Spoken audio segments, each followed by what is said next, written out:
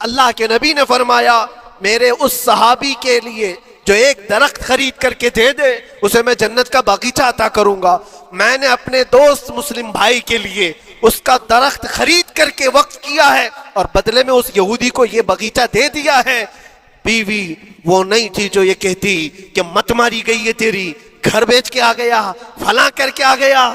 وہ دنیا دار عورت نہیں تھی، ہاتھ اٹھاتی ہے اور سر پر رکھتی ہے اور کہتی ہے ابو دہدا مجھے تمہارے بارے میں یہی یقین تھا، قسم رب ذوالجلال کی اگر وہ یہودی اس باغیچے پر نہیں مانتا تو ہمارے پاس اور جو کچھ تھا سب دے کر کے ہم نبی پاک کی بات پر عمل کر لیتے۔ ایک بادشاہ نے اعلان کیا تھا اپنے وزیروں میں سے ایک کو، اس سے بہت خوش ہوا اور کہا جا آج تجھے میں اتنی جائیداد دوں گا، اتنی زمین، اتنی پراپرٹی دوں گا جتنا تو اپنے ہاتھ میں ایک لکڑی لے کر گھیر دے گا، جتنی زمین تو گھیرے گا اتنی تیرے نام لکھ دوں گا، لیکن اس کے لیے ایک شرط ہے، صبح یہ لکڑی لے کر تو راؤنڈ مارنا اور اتنا گول سرکل بنانا سورج ڈوبنے سے پہلے تک، جتنی زمین گھیر لے گا وہ پوری تیرے نام پر۔ اس نے سوچا کہ اتنی بڑی زمین میں گھیر سکتا ہوں ایک پورے دن؟ میاں ممبئی والے اچھی طرح جانتے ہیں 4x4 کی جگہ مل جائے تو یہاں کتنی بڑی غنیمت ہوتی۔ اور اس بندے کو بادشاہ نے کہا لکڑی ہاتھ میں لے لے اور لکیر کھینچ، شام ہونے سے پہلے جتنا کرے گا پورا تیرے نام پر۔ وہ نکلا اور جب لکیر کھینچتے جب چلنے لگا پیچھے مڑ کے دیکھتا تھا بہت لمبی ہو گئی ہے، اتنی زمین میرے نام پر ہونے والی ہے۔ دوپہر ہو گئی، وہ واپس آنا نہیں چاہ رہا ہے، واپس آ کر کے سرکل پہ ختم تو کرنا ہے جہاں سے شروع کیا تھا۔ سوچتا اور تھوڑا کرتے کرتے وہ اثر ہو گئی اس کی۔ اب اس کو لگا کہ واپس پلٹنا چاہیے، کئی کلومیٹر ہو گئے تھے، اتنے کلومیٹر کی زمین اب وہ اپنے نام پر کروانے والا تھا، لیکن جب واپس پلٹنے کا وقت آیا سانس پھولنے لگ گئی، کیونکہ صبح سے چل رہا ہے، کھایا بھی نہیں ہے، پیا بھی نہیں ہے، جس چیز کو جمع کرنے کے لیے دوڑتا رہا۔ اب سورج پیلا پڑ گیا، ڈوبنا کے وقت قریب آنے لگا تو اب بھاگنا شروع کیا۔ بادشاہ اور اس کے وزیر انتظار کر رہے تھے کہ یہ لوٹے گا بھی۔ اب دیکھا بڑی دور سے یہ دوڑتا آ رہا ہے اپنی لکڑی کو لکیر زمین پر کھینچتے ہوئے کہ جلد سے جلد اپنے اس پوائنٹ پر پہنچ جاؤں جہاں سے شروع کیا تھا۔ سانس پھولنے لگ گئی، دوڑتے ہانپنے لگ گیا، سورج ڈوبنے کے قریب آ گیا، آخری کرنیں باقی تھی اور اس کا پوائنٹ بھی قریب آ گیا تھا۔ دوڑتے کسی طرح سورج غروب ہونے سے پہلے پہنچ گیا وہاں پر، لیکن کثرت سے بھاگنے کی وجہ سے ٹھوکر کھا کر کے گر گیا اور اپنے اس پوائنٹ پر لکڑی لا کر کے جمع کر دیا۔ بہت بڑا سرکل، بہت بڑی لکیر کھینچا تھا، لیکن ایسا گرا کہ دوبارہ اٹھ نہیں سکا۔ جب سپاہی اٹھانے کو آئے تو اس کی موت ہو چکی تھی، اس کی روح نکل چکی تھی، اتنا دوڑا تھا اس کی روح نکل گئی۔ بادشاہ نے کہا اس نے صبح سے لے کر شام تک اپنے نام جائیداد کرنے کے لیے اتنی دوڑ لگائی، بہت لمبی لکیر کھینچا، اتنی بڑی پراپرٹیز کے نام پر ہوتی، لیکن عقل مند دانشور تھا بادشاہ۔ اس نے کہا جہاں یہ گرا ہے وہیں اس کو دفن کرو، اور اس کے بعد اس کی قبر پر لکھا گیا تھا کہ اس کو ضرورت اتنے 2 گز زمین کی تھی، دوڑتا کتنا لمبا رہا، صبح سے شام تک اتنی لمبی لکیر کھینچ لیا، لیکن سونے کے لیے اس کو جو جگہ چاہیے تھی وہ بس اتنی ہی سی تھی، وہ 6 فٹ کی جگہ۔ عزیزان گرامی، یہ ایک زندگی کے کسی کا حادثہ ہو سکتا ہے، لیکن میں نے دیکھا ہے کہ تقریباً سب کی لائف میں یہی ہے۔ ہم اپنی خواہشات کے پیچھے اتنی تیز دوڑتے رہتے ہیں، لیکن جس چیز کی ہمیں ضرورت ہے اس کی طرف ایک بار بھی نظر نہیں کرتے۔ کون سی چیز ہے جس کی ہمیں ضرورت ہے؟ وہ ہمیشہ کی زندگی آخرت کے لیے جو چیز چاہیے وہ اللہ کا ذکر ہے، وہ رب ذوالجلال کی ذات پر یقین اور توکل ہے۔ آج اللہ نے صحت و سلامتی کے ساتھ زندگی دی ہے تو وقت نکالو اور بارگاہ رب العزت میں آ جاؤ۔ خواہشات جہاں ختم ہونی چاہیے وہ کیسی ہے؟ اللہ کے نبی صلی اللہ تعالیٰ علیہ وسلم مجلس میں بیٹھے، ایک صحابی کا مسئلہ تھا۔ ایک صحابی کا مسئلہ ایسا تھا کہ وہ صبح جلدی دوڑ کر کے چلے جاتے تھے۔ صحابہ نے ان کی شکایت کی کہ یہ فجر میں اتنی جلدی چلے جاتے ہیں کہ کسی سے ملتے ہی نہیں۔ حضور نے پوچھا کہ وجہ کیا ہے؟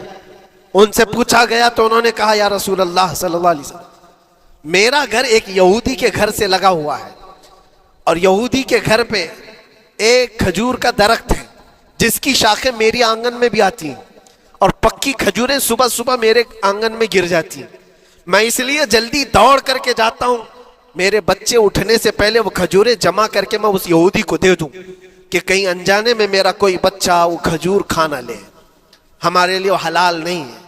یہ صحابی رسول کا عمل تھا۔ اللہ کے نبی صلی اللہ علیہ وسلم نے فرمایا اپنے بچوں کو حلال کھلانے کے لیے اتنی فکر۔ عزیزان گرامی وقار، آپ سنیے، یہ تو حالات ایسے ہو گئے، یہاں بڑے بڑے درخت ہی نگل گئے، کھجور تو چھوڑے، ڈکار بھی نہیں، حرام چیزوں کے اوپر تو کئی لوگوں کی زندگیاں آباد۔ خیر، حضور پاک صلی اللہ علیہ وسلم نے ان کا مسئلہ دیکھ کر کے، ان کی تکلیف کو دیکھ کر کے اپنے صحابہ میں اعلان کیا کوئی ہے جو اس یہودی کا درخت خرید کر کے میرے اس صحابی کو دے دے، میں اسے جنت میں پورا باغیچہ عطا کروں۔ صحابہ، ظاہر سی بات ہے، ایک بار حضور نے فرمایا تو پھر اس کو حاصل کرنے کے لیے ایسی دوڑ لگتی تھی، سب گئے میں حاصل کر لوں، میں حاصل کر لوں۔ اب اس یہودی کو منانا تھا کہ تو ایک درخت جو ہے اپنے پڑوسی کو بیچ دے، آنگن میں اس کے ہے، بیچ دے۔ اب اس کو لگا کہ ان لوگوں کی ضرورت ہے، مجبوری ہے، تو وہ بھی اکڑ کر بیٹھا کہ مجھے بیچنا نہیں، مجھے دینا نہیں۔ اب سنیے میرے عزیزوں، مدینے میں ایک صحابی ہیں ابو دحداح، اللہ اکبر، کبھی میں پڑھتا ہوں تو حیرت ہوتی۔ ابو دحداح مدینے کے اس صحابی کا نام ہے جن کا باغیچہ پورے مدینے میں سب سے مشہور ہے، ان کی کھجوریں سب سے مہنگی کھجوریں، اوالی مدینہ آج بھی مشہور ہے، جہاں کی اجوا کھجوریں بہت پسند کی جاتی ہیں۔ ابو دحداح کا باغیچہ بنا ہوا تھا، بڑا خوبصورت تھا، لوگ مثال دیتے تھے، تعریفیں کیا کرتے تھے، ابو دحداح کا باغیچہ مدینے میں سب سے قیمتی باغیچہ ہے۔ ابو دحداح حضور کی بارگاہ میں آتے ہیں، کہتے ہیں یا رسول اللہ صلی اللہ علیہ وسلم اگر میں اس ایک درخت کو خرید کر کے وقف کر دوں تو کیا میرے آقا مجھے بھی ملے گا جنت میں؟ اللہ کے نبی نے فرمایا جو میں نے وعدہ کیا ہے وہ تجھے بھی عطا کیا جائے گا۔ ابو دحداح کہتے ہیں اس یہودی کے پاس سیدھے آتے، کہا کہ تو ایک درخت بیچ دے گا، بدلے میں تجھے بہت اچھی قیمت دیتا ہوں۔ اس نے کہا کیا دو گے؟ کہا مدینے میں ابو دحداح کا باغیچہ تمہیں پتا ہے؟ اس نے کہا ہاں جانتا ہوں، نام بہت سنا ہوا ہے۔ کہا وہ پورا باغیچہ اس ایک درخت کے بدلے دے دیا جائے گا۔ اس یہودی نے کہا کیا مذاق کر رہے ہو؟ یہ کیا مذاق ہے؟ میرے آنگن میں اگے ہوئے ایک درخت کی وجہ سے ابو دحداح کا اتنا قیمتی باغیچہ دے دیا جائے گا، یہ کیسے پاسبل ہے؟ اس صحابی نے کہا اللہ کے نبی کی بات ہے، ہم مذاق نہیں کرتے، ہمارے لیے وہ ایک باغیچہ کیا ایسے 70 باغیچے ہوں، نبی پاک کی بات پر ہم سب عطا کرتے، سب ہم وقف کر دیں۔ اس یہودی نے کہا کہ ان کی تو مت ماری گئی ہے مسلمانوں کی، یہ دیکھو اپنے نبی کی بات پر اتنا قیمتی باغیچہ مجھے دینے کو تیار ہے۔ اور پھر اس نے سوچا سودا بھی تو اچھا ہی ہے، باغیچہ تو ملے گا ہی، لیکن جو میں درخت بیچ رہا ہوں یہ جائے گا کہاں؟ یہ بھی تو میرے آنگن میں ہی رہنے والا ہے۔ درخت اگر کوئی خرید لیا تو ایسا تو نہیں ہے کہ یہ درخت وہاں جائے گا، یہ تو میرے آنگن میں ہی ہے۔ سودا کر لیا۔ کہا بات اگر سچی ہے تو میں یہ درخت اپنے پڑوسی کو جو تمہارا دوست ہے مسلمان اس کو دے رہا ہوں، بدلے میں مجھے ایک باغیچہ دے دو۔ ابو دحداح نے اسی وقت لکھ کر کے دے دی، یہ باغیچہ تیرے نام کا ہے۔ سوچو میرے عزیزوں، جس کو سینچا ہو محنتوں سے، جس باغیچے کو سجایا ہو، وہ راستے میں کھڑے ہو کر کے اس کا سودا کر رہے ہیں، کس بات پر؟ حضور پاک کی بات تھی، رسول اللہ کا فرمان تھا۔ آئے ان کی بیوی ان کے بچے، باغیچے میں ہی گھر بنا ہوا تھا، نہایت ٹھنڈا گھر ہوا کرتا تھا، وہ لوگ سکون کے لیے وہاں بیٹھتے تھے۔ ابو دحداح اپنے باغیچے کے دروازے پر آئے، پھاٹک پر، اندر نہیں آتے، باہر کھڑے ہو کر کے اپنی بیوی کو پکارتے، ام دحداح پوچھتی ہے، وہ آواز آتی ہے کیا ہوا اندر کیوں نہیں آتے؟ باہر کھڑے ہو کر ابو دحداح کہتے ہیں بیگم باہر آ جا، یہ باغیچہ بک چکا ہے، اب ہمارا نہیں ہے، سامان لے، بچے لے اور باہر آ جا۔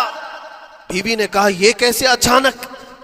نہ کچھ کہا نہ کچھ بتایا، لیکن وہ عورتیں دنیا دار عورتیں نہیں تھیں. وہیں سے اندر سے کہتی ہے ابو دہدا میرا تم پر یقین ہے اگر سودا کیا ہوگا تو بہت بھاری سودا کیا ہوگا، ورنہ ابو دہدا کا باغیچہ مدینے میں بیچے جانے کے قابل نہیں ہے. کون ہے جو اس کی قیمت لگائے گا؟ میرا گمان یہ ہے کہ میرا شوہر اگر سودا کیا ہوگا تو بہت اونچا سودا کیا ہوگا. ابو دہدا نے کہا میری رفیق حیات باہر تو آ جا، میں تجھے بتاؤں کون سا سودا کیا ہے. باہر آ جا. بچوں کو لیتی اپنا سامان سمیٹتی ہے اور اسی وقت باغیچہ چھوڑ کر کے باہر نکل آئی. ابو دہدا سے پوچھتی ہے یہ اچانک سودا کرنے کی کیا ضرورت پیش آئی؟ یہ اس طرح سے اچانک تم نے سودا کر لیا اور مجھے باہر بلایا؟ کیا سودا کیا؟ کتنے پہ بیچا؟ ابو دہدا نے کہا میرے ہاتھ میں پیسہ تو 1 روپیہ نہیں، 1 درہم نہیں ہے. کہا پھر کتنے میں بیچا؟ کہا اندازہ بھی نہیں کر سکتی. اللہ کے نبی نے فرمایا میرے اس صحابی کے لیے جو ایک درخت خرید کر کے دے دے اسے میں جنت کا باغیچہ عطا کروں گا. میں نے اپنے دوست مسلم بھائی کے لیے اس کا درخت خرید کر کے وقف کیا ہے اور بدلے میں اس یہودی کو یہ باغیچہ دے دیا ہے. بیوی وہ نہیں تھی جو یہ کہتی کہ مت ماری گئی ہے تیری، گھر بیچ کے آ گیا، فلاں کر کے آ گیا. وہ دنیا دار عورت نہیں تھی. ہاتھ اٹھاتی ہے اور سر پر رکھتی ہے اور کہتی ہے ابو دہدا مجھے تمہارے بارے میں یہی یقین تھا، قسم رب ذوالجلال کی اگر وہ یہودی اس باغیچے پر نہیں مانتا تو ہمارے پاس اور جو کچھ تھا سب دے کر کے ہم نبی پاک کی بات پر عمل کر لیتے. حضور کی بات تھی، وہ یقین تھا، دنیا دے دیا، خواہشات قربان کر دیا قدم مصطفیٰ پر. اسی لیے اقبال نے کہا ہے کہ جو کچھ بھی ہمارے پاس ہے وہ نام مصطفیٰ سے ہے. آبرو ماز نام مصطفیٰ، ہم سب کی عزت و آبرو مصطفیٰ کے نام سے ہے. وہاں اپنی خواہشات قربان کر دو، ختم کر دو. اپنے اندر کی جتنی چیزیں ہیں حضور نے فرمایا تو اس کے بعد اپنی طبیعت نہیں، اپنی خواہش نہیں. تم اپنے گھر پر سوچتے بیٹھے رہو گے کہ میرا گھر کیسے، میری بیوی کیا بول رہی ہے، میرا باپ کیا بول رہا ہے، میری ماں کیا بول رہی ہے. نہیں، وہ صحابہ کی زندگی یہ تھی دنیا کیا بول رہی ہے اس سے ہمیں مطلب نہیں، میرے مصطفیٰ کیا فرما رہے ہیں. ساری دنیا ایک طرف، فرمان مصطفیٰ ایک طرف. میرے عزیزوں یہ خواہشات کی قربانیاں ہیں جب جا کر کے ایمان تکمیل پاتا ہے. بس اخیر میں اتنا کہوں گا ہمارا ایمان صرف اتنا ہونا ہے انہیں جانا انہیں مانا، نہ رکھا غیر سے کام. للہ الحمد میں دنیا سے مسلمان گیا. اٹھو قوت عشق سے ہر پست کو بالا کر دو، دہر میں نام محمد سے اجالا کر دو. وآخر دعوانا الحمدللہ رب العالمین. السلام.